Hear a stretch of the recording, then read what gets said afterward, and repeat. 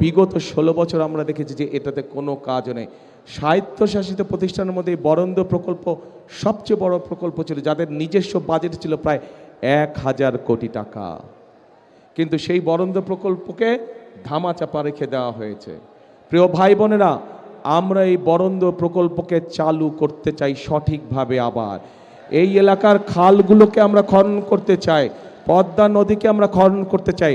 আরেকটি কাজ করতে চাই, যদি আপনাদের সমর্থন থাকে, যদি আপনাদের সমর্থন থাকে আরেকটি কাজ করতে চাই, ধানের শীষ সরকার গঠন করলে ইনশাল্লাহ আমরা পদ্মা ব্যারেজ নির্মাণের কাজে হাত দিতে চাই।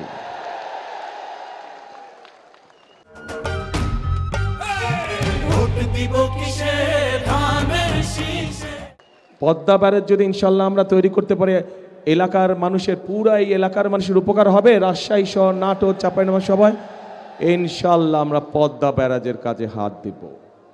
এখন আসেন প্রিয় ভাই বোনেরা, এইগুলো হচ্ছে কতগুলো হচ্ছে পুরনো পরিকল্পনা, যেগুলোকে আমরা নতুন করে চালু করব। শহীদ জিয়া সেই খাল খনন কর্মসূচি, সাথে আমরা পদ্মা ব্যারাজের কাজে ইনশাল্লাহ হাত দিব যত দ্রুত সম্ভব।